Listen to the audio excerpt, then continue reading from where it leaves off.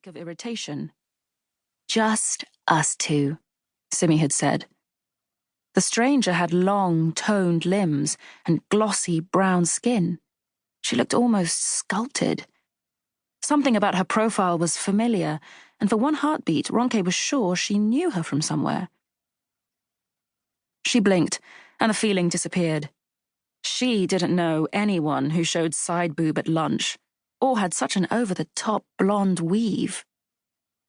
Ronke tried to tamp down her annoyance as she wove between the tables towards them. The men stopped talking and turned to watch her, and she realized she was holding in her tummy. Simi stood and beamed at Ronke. It was easy to love Simi. When she looked at you, she made you believe you were the only person in the world she wanted to see. Simi had given Ronke the same grin the first time they met, 17 years ago at Freshers' Week in Bristol. Teeth, dimples, sunshine, joy. "Ronks! This is Isabel. You're going to love her." Simi spread her arms out in welcome. "I wouldn't bet on it," thought Ronke. She leaned into Simi's hug and fixed a smile on her face before turning to say hello to the interloper. Still, 3 people meant 3 starters. This Isabel had better be a sharer. Simi poured her a glass of fizz as Ronke unwound her scarf. "Champagne?" Ronke asked. "We always have rosé at Buka." "It's not £40 a bottle," she didn't add. Simi nudged Ronke with her knee under the table. "Izzo's allergic to cheap wine," she said. "And we're celebrating." "Here's to my divorce," said Isabel, holding her glass aloft. "And to friends, old and new." Ronke thought divorce was a strange thing to celebrate, but she smiled and clinked glasses. The waiter plonked 3 massive menus on the table. Pages and pages of laminated sheets nestled in faux leather folders. Ronke adored the old-fashioned, overlong menu, the notable absence of words like seasonal, local, and sustainable, the bad spelling and dodgy typography. She stroked her menu and a rush of nostalgia flooded through her, echoes of long family lunches at a Papa Club. "What's you people want?" the waiter asked, glowering down at them. "Another bottle of this." Isabel gestured at the empty champagne bottle. The waiter's frown deepened.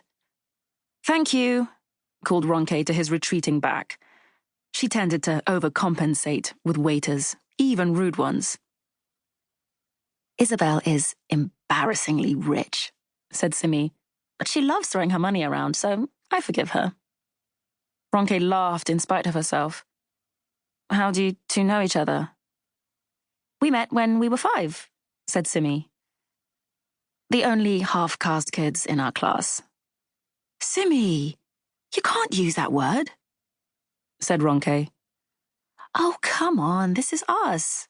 Everybody called us half-caste in Lagos." "You can't even think it in LA, unless you want to be sent on a race awareness course." Isabel stroked Simi's arm. "It's so good to have my Alobam back." We clocked each other straight away. You know how it is when you spot another mixed-race person in Lagos? Simi made exaggerated air quotes as she said mixed race.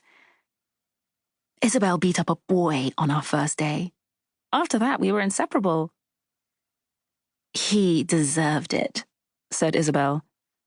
"The little shit called you a mongrel. It was only a little tap." "You knocked 2 of his teeth out," said Simi. "He insulted us. Anyway, it worked." Isabel smiled. "No one messed with us after that." Ronke tried and failed to place her accent. "Is your mum American?" "Russian. My dad was working in Moscow.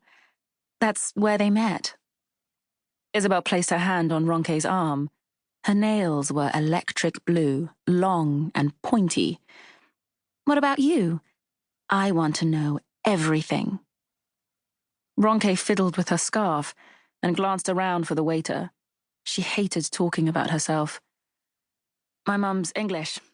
I was born in Lagos."